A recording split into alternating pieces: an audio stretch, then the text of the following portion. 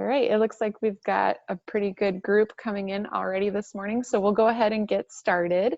Welcome everyone, and thanks for being with us today. Hopefully everybody who's calling in from the Quad City area is safe and didn't have too much damage from the storm, but we appreciate you joining us this morning for what's going to be a great conversation. We've got a really exciting guest with us, but before we get started, I wanted to take a quick minute to thank our sponsors for our virtual series that we're hosting this summer. Visit Quad Cities, First Midwest Bank, and TerraStar Interactive, and then we've also got a new sponsor joining us this week in Okta. They've all been wonderful partners for the John Deere Classic, and we thank them for helping us bring this idea to life. My name's Ashley. I'm going to be gathering all the questions that you submit during the conversation, and in order to do that, simply click the Q&A icon at the bottom of your Zoom screen and then just type in your question and we'll share those with our moderators. Our moderators today are Claire Peterson, our Tournament Director for the John Deere Classic, and Barry Cronin, Media Director for the John Deere Classic. And then last but not least, I'd like to introduce our longtime friend, Notah Begay. We're so excited to have you with us. Thanks. Thanks, Ashley. Yeah, just so you know, Notah, what Ashley was referring to, we just had I think they call it a derecho storm with 100-mile-an-hour winds that traveled 770 miles across the middle of the country to the East Coast, which did a number on the area and power and trees and everything else. So that's what she was referring to. But thanks so much for being here. It's always such a treat to talk to you. I think the last time you and I talked was at the Arnold Palmer Invitational next to the putting green there. And that was the last time I ever left town. And you always are so generous with your time. So I have so many things I want to talk about. And Barry Cronin is our media director, and we'll let him kick it off with a few questions first of all. But first and foremost, thanks for doing this with us. Notah, thanks so much for being here. I think I speak for a lot of people when I say that, I mean, I just love listening to you on the Golf Channel and your analysis and everything. It's just very reasoned and not over the top and really, really insightful to me. And I know obviously you went to Stanford, and I'm sure you played Harding Park quite a bit. And I'm sure you were watching the tournament. What are your overall impressions of the event? It seemed to me to be just such a great tournament. Well, first, I just want to say thanks for having me on. This is great. This is a great format. I think we've all had to pivot and move in different directions and get creative amidst COVID-19 and everything that has sort of forced us into different patterns, but it's great to be here and to be able to share with you. And I've always loved the event. It's been, it was one of the ones that I circled on my calendar and couldn't quite play well enough to win it, but I had a couple nice finishes there. I love coming to the Midwest, and the community is always so supportive, and that's what would impress me. It was a very community-driven mentality, and I think that's more of what we need in golf, is to continue that trend, is to make sure that these events are embraced by the community, supported by the community, and then consequently we give back to the community in terms of charitable proceeds that support so many of the nonprofit organizations in our communities that sort of sustain that community mentality. So it's wonderful, and yes, it is an exciting time in golf. I think the PGA Championship at Harding Park is reflective of what we'll see sort of as we sort of get into the post-Tiger era. I don't think we're going to see one dominant player step up and win 6 or 7 times a year. We may see 4 different major champions every year. And I think it's fun. I think what you saw coming down the last 6 or 7 holes, where there were at one point, I think 5 players tied for the lead at 10 under with 3 or 4 holes left to go. And when that happens, somebody has to emerge from the pack. And because not all 5 guys are going to falter. If it's maybe 1 or 2, one person might make a bad shot and help the other guy. But in this case, someone has to establish themselves as the bona fide champion. And Colin Morikawa did that. I mean, he had 2 shots that he'll remember for the rest of his life, coming down in those last 5 holes that determined the championship. And I think we're seeing a lot of what's going to happen in a month at the U.S. Open at Winged Foot. Is just, it's anybody's game. I mean, you just got to be able to piece together and 4 rounds and stay away from those critical errors. And you're headed now, I guess, to the U.S. Amateur up at Bandon Dunes to cover it for Golf Channel. What's your little preview of that event? Well, it's wonderful that we're able to bring these championships to these different pockets of the golf universe. For those of you that have been lucky enough to come up here, this is my first time here. It's truly a magnificent place, and it's built around golf. It's built for golfers. There's not much else to do in the area but play golf and be with your friends. And I think that is a wonderful experience for everything, but it is a true test. I mean, I was out on the golf course yesterday, and the winds were, in the 20 to 30 mile an hour. And that's a break from what you guys were experiencing just recently with the big front that came through. I was reading about that in the news, and I certainly hope everybody is safe and okay. But these young men and are going to be out here this week, and the final 64 for the match play was just determined this morning. They're out there right now just trying to figure out those final few spots, and it's always fun to watch. We'll have some coverage of that playoff. I think there was 28 players that were in that playoff for the final few positions, and sometimes it takes hours to figure out who's gonna eventually make it to match play. But in my opinion, it's the hardest tournament to win, because not only do you have to overcome 36 holes of stroke play to qualify, but then you have to win 6 consecutive matches against the top amateur golfers in the world. So that's a tough ask. Notah, I have been fortunate enough. We took a father-son trip to Bandon Dunes, 12 of us, a couple years ago. And I was trying to read, I don't know that I found the answer. They've got a number of courses there, obviously. I think Bandon Trails might have been where they played the stroke play, but I'm not sure how have they decided to run the contest. Which courses are they playing? Well, that's a great question, and it's something the USGA, I think, did a lot of contemplating around. How are they going to formulate their field? Typically, they have over 7,000 applicants for a given USGA amateur championship every year, because they run a series of qualifying events all around the country. This year they were unable to do that. So it was the first time that they had to figure out, okay, what is the ranking systems? Are we going to use the World Amateur Golf Rankings? Are we going to use college rank? How are we going to get these players into our field? And finally, when it was all said and done, they came up with an equation that produced 264 players that did play Bandon Trails and Bandon Dunes.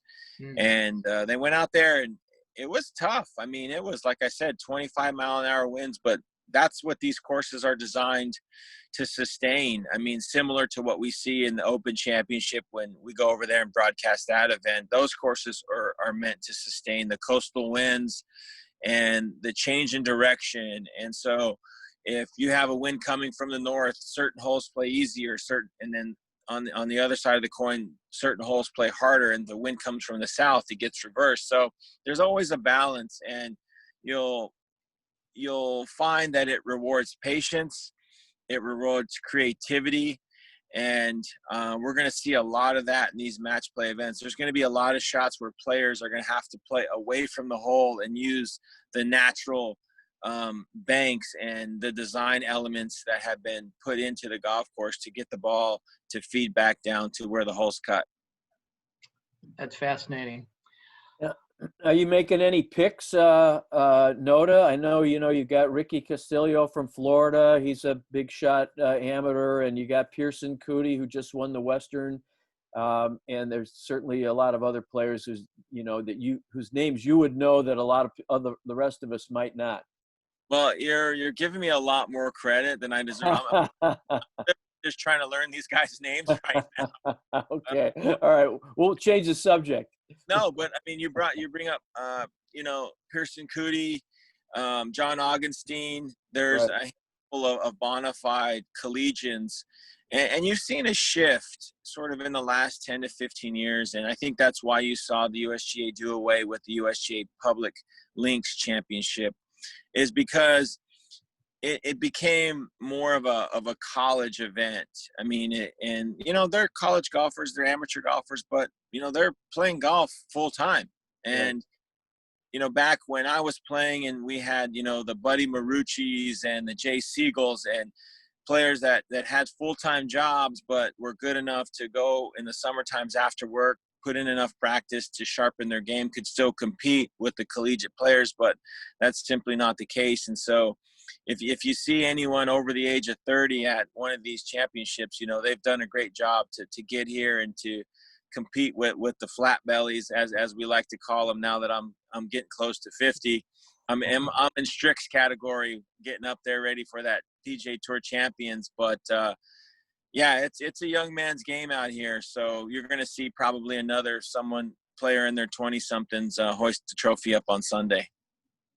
I was looking at your career, and I know Claire was. You had a great start of your career. 2 wins in the first 2 seasons on the PGA Tour. One of them back to back, Memphis and Hartford in 2000, and you were doing great. And when did you have that back injury that it really seemed to derail your career? Yeah, it kind of sent it sideways, and then I spent the last 10 years trying to just play with kind of. I don't know. It was a pretty bad game, I would say. But, the high point was I was able to qualify for the U.S. President's Cup team. I went out in 4 consecutive matches with Tiger Woods, my dear friend and college teammate.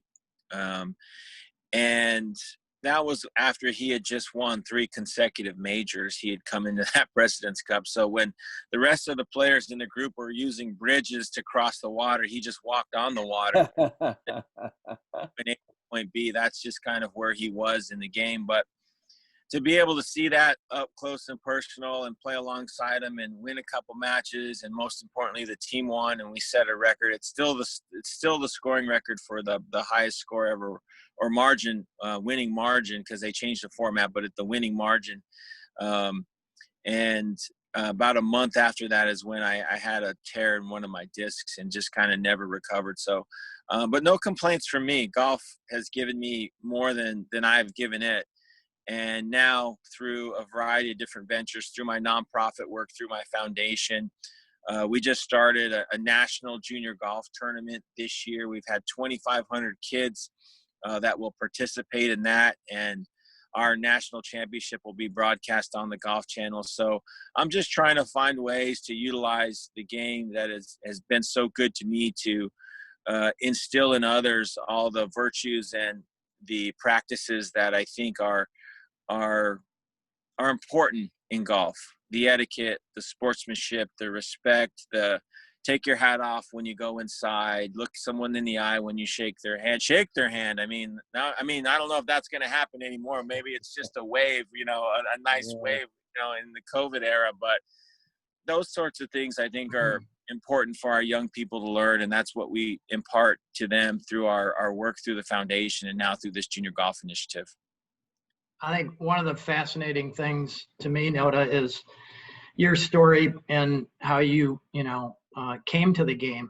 And without going through my notes here, maybe you can tell us how you were fascinated by hitting a ball with something, and how you got a chance at a local golf course to work in exchange for access, and how they kind of helped you on the junior circuit by having you stay with different families, and what they tried to instill into you, and how you wound up being a tremendous high school player and obviously a great college player too. But having access to the game is something that is very difficult. And you have an amazing story about how you got introduced to golf.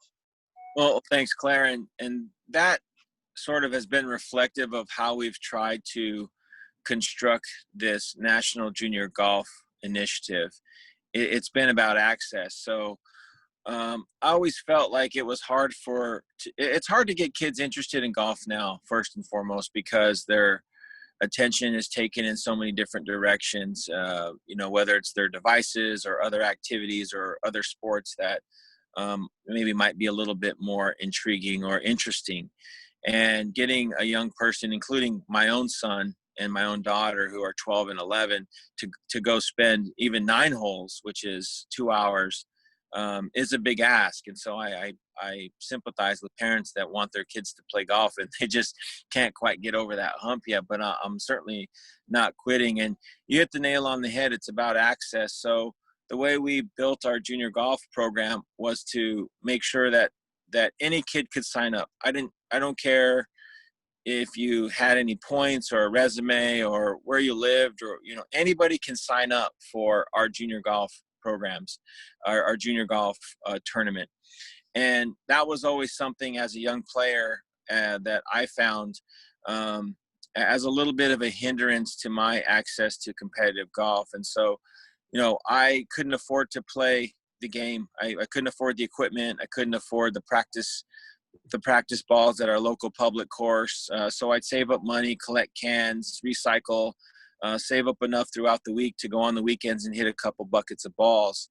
And one afternoon in the summer, I waited in the parking lot. I was 9 years old, and I waited for the head pro to walk out into the parking lot. And I introduced myself, and I said, I'd like a job, and you don't have to pay me any money. Just let me practice. And so from the time I was 9 till the time I was 17, I worked at Ladera Municipal Golf Course on the west side of Albuquerque in exchange for practice privileges. Wow. And by the time I was 17 years old, I had earned a scholarship to Stanford and was the #1 ranked junior golfer in the U.S. And it was quite an accomplishment. And then my world went topsy-turvy when I stepped on campus at Stanford, because that was a whole different reality. I'll tell you a funny story about that, since we are at a USGA event. So 2 months prior to me arriving at Stanford, the U.S. Junior was played at Lake Merced, which is about a half a mile, even less, from Harding Park, where the PGA Championship just played. And I qualified, and I was a signed recruit for Stanford, so I was excited. I was going to California, and I didn't pack one sweater. I didn't pack one pant. I didn't pack any warm clothes. And I show up to Lake Merced, and it's 55 degrees out, and there's fog, and I'm going, would my plane drop me off in the farthest north part of Scotland? Or, what did I miss here? I'm in California. And so, but I wouldn't, because of where I was from, and I had to have an edge to sort of get out of my community. I didn't let anyone know I was cold. So I just kept practicing, and I was frigid. My teeth were chattering, but I couldn't let anybody know that it was affecting me. And finally, Coach Wally Goodwin had come out to walk a few holes during the practice round. And he's like, are you cold? And I'm like, and I walked over, I put my arm around him. I was like, well, to be quite honest, Coach, I'm freezing, but I have no warm clothes. So he went back that night, and he dug through the closet, and the NCAA says, if you're not going to use the clothes anymore for team play, you can give them away. So he came back the next day with a box of clothes, and I think they were from the late 60s or the early 70s. I had butterfly collars, out to the shoulders. I had bell-bottom pants, and they had the nice crease in them down. I mean, it looked like I was going to a retro 70s party, but it was warm. That's all I cared about, that I was warm and that I could play. And I made it to the quarterfinals that year and ran up against a young Tiger Woods in that match. We were dear friends at that point. I met Tiger when he was 9, at a golf tournament in San Diego, and we've been friends ever since. So we'd been friends for quite some time, and it was just fun to go out and battle. And it was pretty close, but he outplayed me that day. He beat me 3-2, and the rest is history as far as his career goes. But it's just a funny story about getting to college and just, coming from a reservation lifestyle as an American Indian, and just kind of having to learn all the different things that you have to know as a young man going to college. I just saw or heard you relay a story to David Faraday that just made me smile. Maybe you can relay it to the rest of the people that are listening to this. But a lot of people don't realize that the Stanford golf team was incredibly successful in 1994 NCAA champions before Tiger ever arrived. So he arrived in 95. And the way that I remember you telling this story was you put your arm around him and said, hey, you're going to be the strongest freshman in the country, and you can take it from there. Yeah, in fact, that's one thing that a lot of people don't know is that 1994, without Tiger, mind you, Tiger was not in college yet. We won the national championship at Stonebridge in Dallas. We beat University of Texas, and my colleague at NBC, Justin Leonard, still sort of gives me a hard time about us, tracking them down and beating them on that final day. And the following year, we had 4 returning seniors, so 4 players from that national championship team, and then we lost our 5th man, our worst player, and we replaced him with Tiger Woods. So we're the bona fide #1 ranked team in the country that year, and Tiger shows up on campus. He isn't going to make us better than we already were. He was only going to make us as good. And I welcomed him. I knew him. I knew I could give him a hard time. I knew I could ride him a little bit. And so I put my arm around him, and I said, hey, you are going to by far be the best freshman in the country, the strongest. He goes, oh, thanks. He tried to be humble. You're going to carry all our bags on every trip. And he goes, what? And I go, seriously? So myself and Casey and Will Yanagisawa, Steve Burdick, Jerry, we just all piled on. First trip, all right, I made sure all the guys put their bags a good distance away from the team van before we headed to the airport. And Tiger rolled in. I said, well, Tiger, there's our bags over there. You better get them over to the van so we can get to the airport. Don't want to miss our flight. And he went and he huffed all the bags, like any good freshman would. Yeah. And he was a great sport about it. So it was a week, 2 weeks, 3 tournaments, and it started to get old for him because as soon as they came off the carousel at our arrival point, he'd have to get them off and take them out to the curb when coach had come with the rental car van, and it was just one of those. So one night he comes in and he says, hey guys, do you mind if can I make a little bet here? And we're all, absolutely. And we're having a blast with this the whole time. And because not only that, he had to sleep on the rollaway because we had 2 rooms for the players. So obviously the freshman's not getting a bed. So he was carrying bags. He was sleeping on the rollaway. He was getting a hard time from all 4 of us. And he finally said, hey, if I win a tournament, I'm not carrying the bags anymore. And we looked at each other, we're like, okay. And he wasn't playing that good at that point. I mean, certainly not as dominant as he is now. And we're like, let's do it. That sounds like a fair bet. Maybe we can stretch this out for at least through the fall season. And not to be, he won the very next tournament, and our bag carrying guy was retired, which much to my dismay. It's such a great story.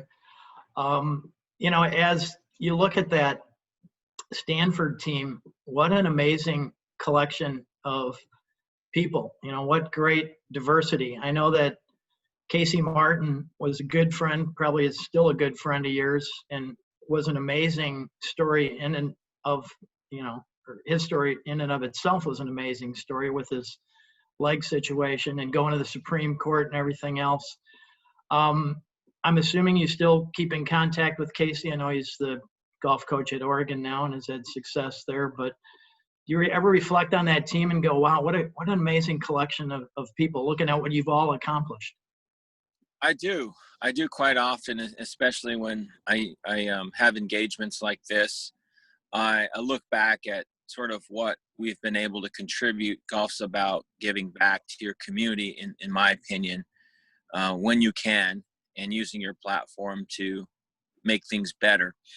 And I think that Casey might be the most accomplished of the five of us. I mean, I know Tiger's accomplishments in golf go without saying. His nonprofit work is amazing, but to be able to sit in the United States Supreme Court, where so many, amazing, controversial, important, historical decisions have been made that have impacted our parents, their parents, have impacted our kids. And to be there advocating for physically challenged people, to get a fair shake as far as their pursuits are concerned, I think is an amazing accomplishment. And the way he carried it and the way that he represented himself, and it wasn't about him against the PGA Tour, it was about him getting a chance to pursue his dream. And I think that that's sort of, as we're well past that decision, but sort of trying to clarify, the discussions that I've had with him about it. And, myself, being the first full-blooded American Indian to ever play the PGA Tour, to ever win on the PGA Tour. And now we're seeing more young American Indians get into the game, albeit not that many, but we're still seeing some that are emerging. And then obviously Tiger, with what he's done on the golf course is remarkable, but what he's doing off the golf course, his learning centers are remarkable. His scholarship program is amazing. He's got a 98% graduation rate. And for anybody in the nonprofit industry that understands metrics and how we evaluate and determine success with regard to our programs, if you have a scholarship program and you're serving kids that are first generation college students and you have a 98% graduation rate, that's pretty good performance, and that's pretty good use of your money. And that's the kind of stuff that you can build upon. And he's doing more and more, and you're going to see him emerge more into that space as he sort of moves away from golf. I hope he stays in golf. I hope he stays healthy enough to play more. It's more fun with Tiger than it is without. And I think he still has a couple more wins in him and even one more major. I think 18 is going to be a tough ask. But I thought winning one tournament was a tough ask about 3 years ago, when I was sitting in his living room and I had to help him get out of the chair he was sitting because he didn't have the strength in his low back to get upright back onto his feet. So when I was sitting there, I was thinking through my head, wow, the greatest player that I've ever seen hold a golf club in his hand is never going to play at a high level again. But he proved me wrong, thankfully. Well, as you know, he played here in 1996. You think he still remembers what was the Quad City Classic and what happened here, and the fact that we're still around? I tell you, that cat remembers everything. He remembers shots from when we played junior golf.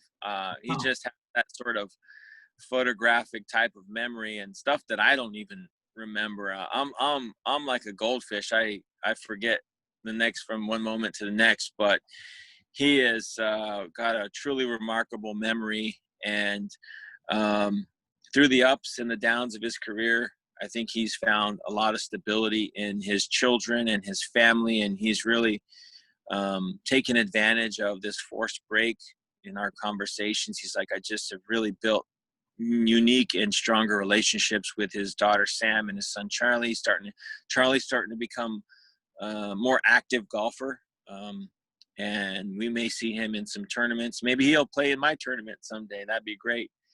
But he's been good. He's been great for our game, and like I said, I want to see him play more. I want to see him play better and compete. When I was looking at, you mentioned the President's Cup in 2000. 2000, you had won 2 events in a row, the FedEx St. Jude, and I don't know if it was FedEx back then, St. Jude and Hartford. And I saw it in the FedEx that you beat that or you won that by beating Bob May in a playoff. So then a couple months later, Tiger wins the PGA Championship, beating Bob May in a playoff. You guys ever talk about how you mistreated Bob May and maybe affected his life? I've actually talked to Bob May about mistreating.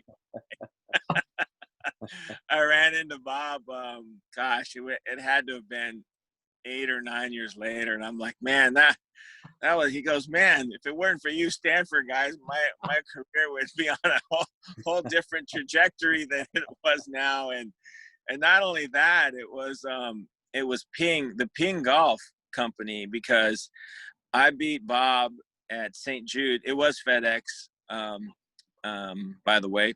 Okay. And then the following week, I beat Mark Calcavecchia, who was a lifelong Ping guy, at Hartford. And then Tiger goes and takes out Bob May in the playoff at Valhalla. But yeah, Bob, I'm sure Bob thinks about it. I think I actually asked him, Clay, I'm like, do you think about it? He goes, no, only 3 or 4 times a day. Well, I think I told you when we talked at the Arnold Palmer that I remember that Hartford event so well because we had a plane waiting to take about 5 players to introduce the new golf course, TPC Deere Run. And we were waiting for the tournament to conclude. And I think you sank a 5-footer or something on the 18th hole or something, a very dramatic big roar. And we could finally get on with going to the Quad Cities. In that respect, you played in '99 at Oakwood and many times then at Deere Run. What are your memories of you couldn't find 2 different types of architecture and golf courses? Do you have any recollections of the 2 courses? Well, I mean, just what you talked about. I mean, the demands were slightly different. I think TPC Deere Run is a second shot golf course. It's not the most demanding golf course off the tee. It's very generous in a lot of areas, and typically because of the time of year the event's played, it's very soft. So, hitting fairways, you're always going to see somebody that misses like 2 fairways for the week, just because if your ball does land in the edge of the fairway, it usually only bounces a yard or 2 forward, and it'll usually find the fairway. I think the other golf course was just a little bit more demanding off the tee. And those were the 2 biggest differences. I love the holes coming in. You have the 16th hole, the beautiful sort of par 3 right there, right along the river. And then a hole in 17 that you can really make a lot of things happen. But if you don't get that tee shot in that right center section of the fairway, it becomes a lot harder. And I think 18 is a fair test in terms of it's demanding enough to where if you don't hit the appropriate shot, you can walk off with a bogey, but also it's good enough hole design wise that couple quality shots, a good tee shot, a good approach shot, and you can still make a birdie. So it's not so hard. Birdie is like impossible, which I think adds to the excitement because the scoring there, as you know, is always so low. It's usually one of the lower cuts of the year, and you have to usually shoot in the 20s, unless you're Steve Stricker and you just go insane and shoot. Yeah. I mean, or Zach Johnson. I mean, those guys, those corn-fed Midwestern boys know how to play on those Midwestern venues. But I really enjoyed it, and not just for the venues, but I enjoyed the community part of it. Like I said earlier, you could tell it was an important event for the community, and I really commend John Deere and all your other corporate partners, your local partners, for keeping the event there, because it's in the day and age when everything's going multiple franchises and incorporation nationwide, and these events are moving to bigger markets. I mean, you're even seeing events move out. I mean, Houston almost lost their tournament, for God's sakes. Yeah. It's great to see them step up and be able to support this event and put it on solid footing, because it's an important part of our DNA on the PGA Tour. A lot of great players came through Moline over the years. Sorry, Hey, Barry, Zach. I jumped in and No, it's okay. took, I was just going to say, you mentioned Zach Johnson, and of course, I don't know if you know Notah, but today he received they announced he's going to receive the Payne Stewart Award. So I just, I don't know how well you know Zach, and any reaction you might have to him, getting that honor. Well, there's a term that I think a lot of us are familiar with, a stand-up guy. Zach's a stand-up guy. Like, he's just rock solid, reliable, dedicated. He's a true friend for anybody that's lucky enough to call him a friend.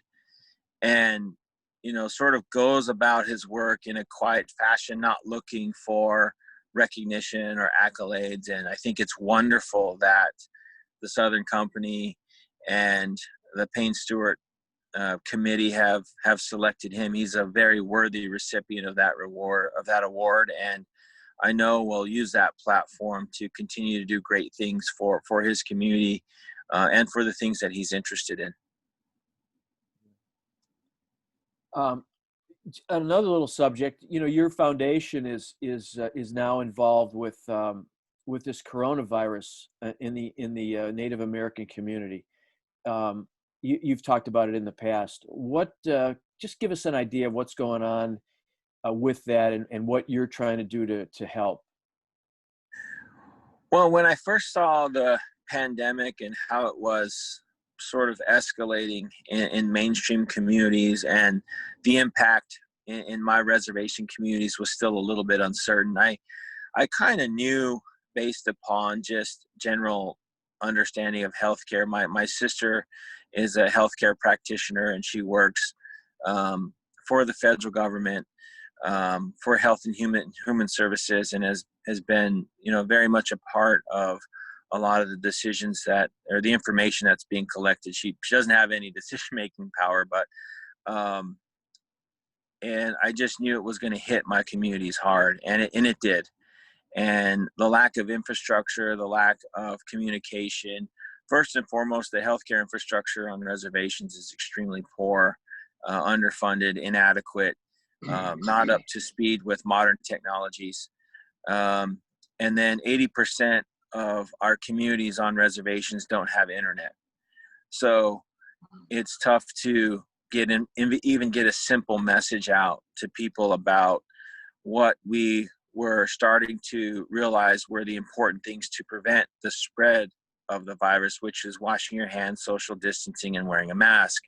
And so disseminating that information was extremely tough. And so then what we started to see is just a rampant surge in the number of cases. And right now, it's infecting American Indian communities at 20 times the national average. And I think the death rate is 15 to 20 times as well. So, Native Americans have historically been predisposed to chronic illness because they've had a bad state of health. We have the shortest lifespan in America. Some of our reservations have high infant mortality rates. So those are two key indications when you would go into a third world country to determine sort of what the healthcare parameters look like. What's the lifespan and what's the mortality rate at birth? And if those two things are not good, then you're dealing with some pretty adverse circumstances. And that's what we found. And we're coming to find we got exposed pretty bad, but we're doing the best we can. And at the foundation, we started a fund. We raised about $400,000, and we delivered over 2,000 boxes of food to people, to Indian families living in rural areas. We delivered over 20,000 gallons of water, just to try and help get them from point A to point B as best we could. That's not our specialty, but for about 2 months, our foundation became a food bank, so to speak. And we had numerous volunteers. We had board members coming in and packing boxes. And I was really proud of the organization and what we were able to accomplish just in that short time. And I know a lot of communities have done the same. And we all just got to continue to work together to try and overcome this, because, as much as we've seen it become politicized. It's not a political issue. It's a healthcare issue. And we implement good health standards, it's going to go away. Right.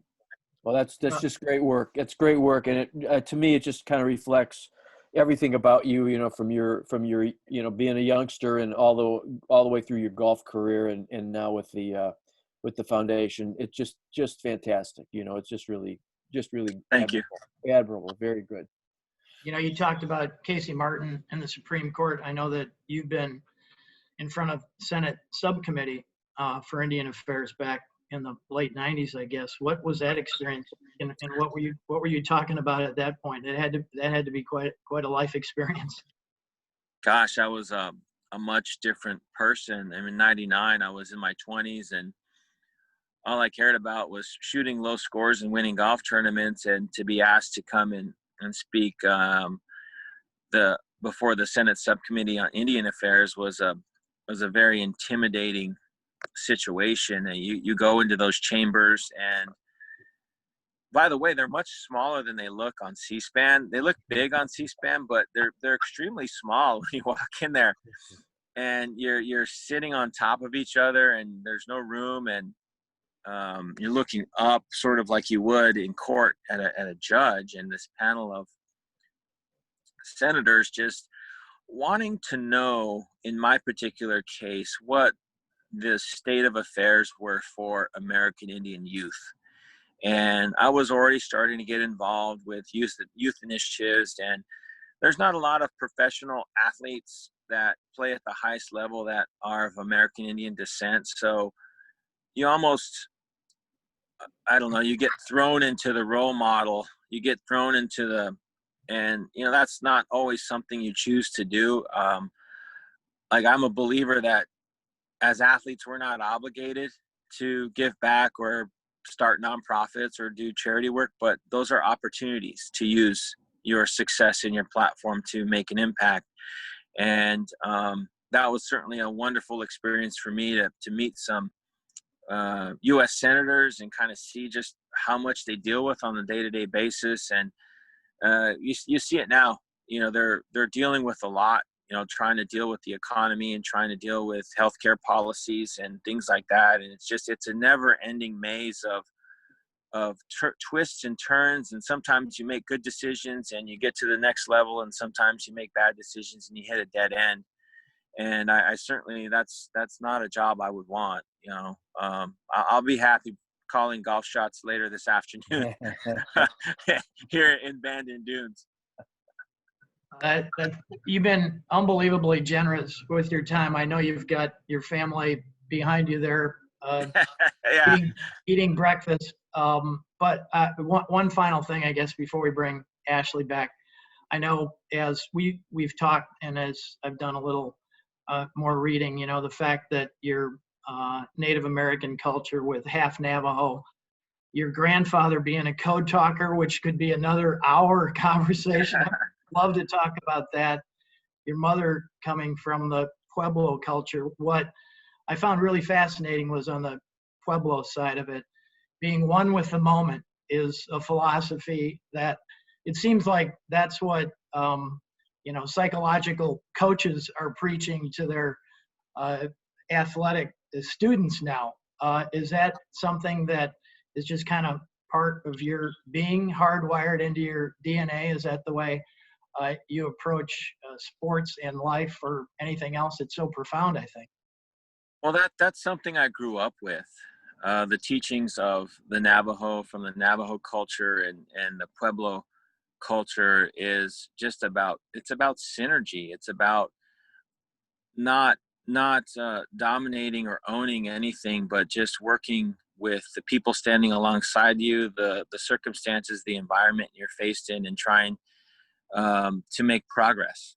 And I think that's really how I've tried to approach it, and to deal with situations as they come up.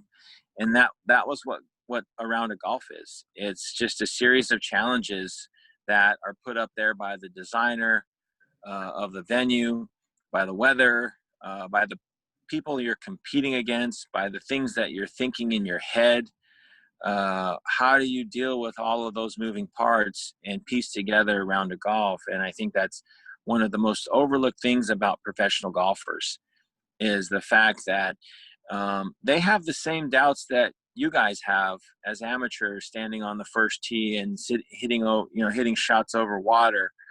Granted, they're a lot better to execute, but they've got to deal with the same doubts and fears. And that's why you see some players have a very, very difficult time winning on the PGA Tour, because they haven't found that winning recipe to overcome those fears, to get them through that moment. And, with regard to my grandfather, Notah Begay Sr., who was a U.S. Marine and a code talker at the time, it goes back to sort of similar. I compare it to what, we're dealing with now in COVID, in the sense that, a lot of people feel their rights have been infringed upon. And, my grandfather, after he went to war, had to come back and still couldn't eat in certain restaurants, still couldn't be served in certain places. And I think that those guys deserve a lot of credit, because they went to war for this country, and they connected people because they gave of their culture, and they built this code so that we could transmit information in the battlefield. And I'll tell you a really, really neat story. I was playing in the Corn Ferry event in Louisiana, in Lafayette. And it was after I was hurt. I was trying to come back. My back, I was in a bad place mentally. I was I didn't want to be out there. And it's hot, and you just kind of, you come off, you're playing bad golf. It's hot. You feel terrible. It's like, get me out of here. I was going to miss another cut. And I had a gentleman from the tournament come up to me, I think the Claire Peterson of Lafayette. It's like, hey, there's a gentleman that would like to meet you. And I'm just like, oh my gosh, not, I'm thinking in my head, not now, but it's like, that's what we do. Like, this is my job. And so I was like, yeah, absolutely. I'll be up after I sign my scorecard. And I go up, and it's a man from Lafayette who served in the war, same war as my grandfather. And he's a white man from the South.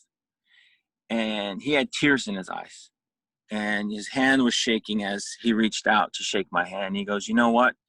He goes, if not for people like your grandfather, he goes, I would not be here. He goes, so many people died in the campaign in the Pacific. And if we were unable to transmit that information about strategy, about positioning, he's like, none of us would have made it back. And, I put my hand out to shake his hand, and he just hugged me.